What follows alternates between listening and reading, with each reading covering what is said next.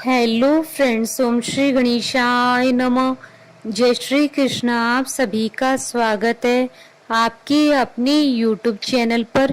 Friends, आज हम आपको इस वीडियो में बताने जा रहे हैं कार्तिक मास महात्म्य के 11वें अध्याय की कथा के बारे में, जिसको सुनने मात्र से ही मिलता है उत्तम फल और होती हैं सभी मनोकामनाएं शीघ्र ही पूर्ण। फ्रेंड्स, वीडियो शुरू करने से पहले आपसे रिक्वेस्ट है, अगर आप हमारे चैनल पर नए हैं और आपने अभी तक चैनल को सब्सक्राइब नहीं किया है तो प्लीज सब्सक्राइब कीजिएगा चैनल को, साथ ही प्रेस कीजिएगा बेल आइकन को, जिससे नए वीडियो से रिलेटेड नोटिफिकेशन आपको तुरंत प्राप्त हो सके। और वीडियो पसंद आने पर वीडियो को लाइक और शेयर जरूर कीजिएगा ताकि सभी भक्तों को इस वीडियो का लाभ प्राप्त हो सके। और कमेंट बॉक्स में जय श्री कृष्ण जरूर लिखिएगा।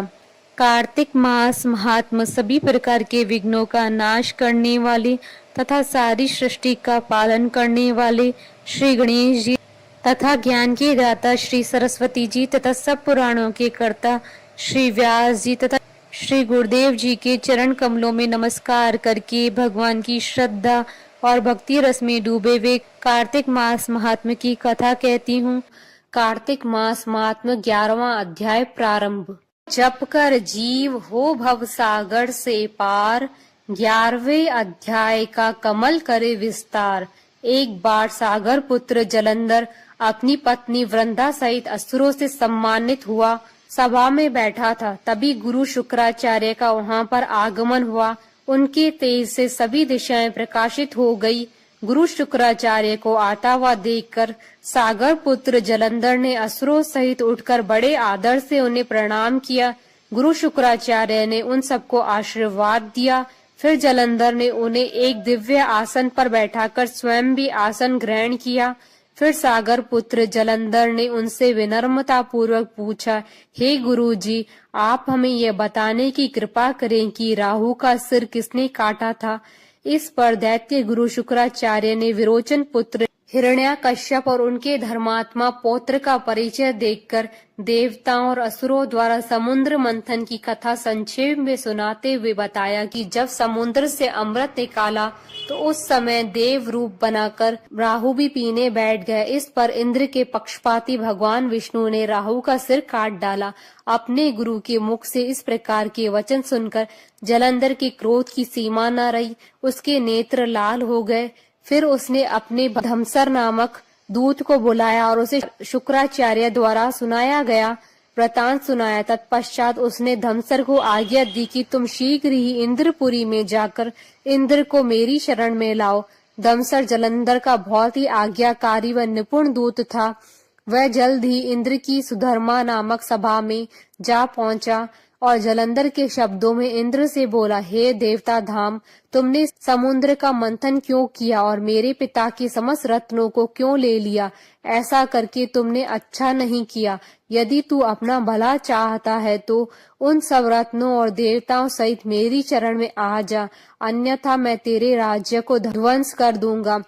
इसमें कुछ भी मिथ्या नहीं है। इंद्र बहुत ही विस्मित हुआ और कहने लगा, पहले मेरे भय से सागर ने सब पर्वतों को अपनी कुक्षी में क्यों स्थान दिया और उसने मेरे शत्रु दैत्यों की क्यों रक्षा की? इसी कारण से मैंने उसके सब रत्न हरण किए हैं। मेरा द्रोही सुखी नहीं रह सकता, इसमें संदेह नहीं। इंद्र की ऐसी बातें सुनकर वह दूत शीघ्र ही जलंधर के पास आया और सब बातें कह सुनाई। उसे सुनते ही वह दैत्य क्रोध के मारे अपने ओष्ठ फड़फड़ाने लगा और देवताओं पर विजय प्राप्त करने के लिए उसने उद्योग आरंभ किया। फिर तो सब दिशाओं पाताल से करोड़ों करोड़ों दैत्य उसके पास आने लगे। शुंभ निशुंभ आदि करोड़ों सेनापतियों के साथ जलंधर इंद्र से युद्ध करने लगा। शीघ्र ही इंद्र के नंदन वन में उसने अपनी सेना उतार दी। वीरों की शंख ध्वनि और गर्जना से इंद्रपुरी गूंज उठी। अमरावती छोड़कर देवता उससे युद्ध करने लगे। भयानक मार काट हुई। असुरों की गुरु आचार्य शुक्र अपनी मृत संजीवनी विद्या से और देवगुरु बृहस्पति द्रोणागिरी उसे औषधि लाकर जिलाते रहे। इस पर जलंधर ने क्रुद्ध होकर कहा कि मेरे हाथ से मरे हुए देवता जी कैसे सकते हैं? जिलाने वाली विद्या तो आपके पास है। इस पर शुक्राचार्य ने देवगुरु द्वारा द्रोणाचार्य से औषधि लाकर देवताओं को जिलाने की बात कह दी।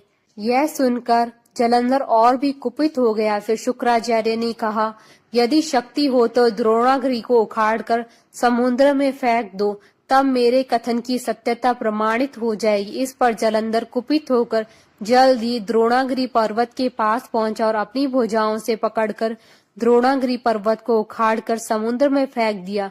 यह तो भगवान शंकर का तेज था, इसमें जलंधर की कोई विचित्रता नहीं थी। तत्पश्चात यह सागर पुत्र युद्ध भूमि में आकर बड़े तीव्र गति से देवताओं का संहार करने लगा। जब द्रोणाचार्य जी औषधि लेने गए तो द्रोणाचल को उखड़ा हुआ शून्य पाया। वह भयभीत हो देवताओं के पास आए और कहा कि युद्ध बंद कर दो, जलंधर को अब नहीं जीत सकोगे। पहले इंद्र ने शिव जी का अपमान किया था। यह सुन देवता युद्ध में जय की आशा त्याग कर इधर उधर भाग गए। सिंधु सुत निर्भय हो अमरावती में घुस गया। इंद्र आदि सब देवताओं ने गुफाओं में शरण ली। इति श्री कार्तिक महात्म 11वां अध्याय संपूर्ण। बोलिए भगवान विष्णु जी की जय, सनातन धर्म की जय। हमारे साथ इस वीडियो में अंत तक बने रहने के लिए आपका धन्यवाद। ओम श्री गणेशाय नमः। जय श्री कृष्ण।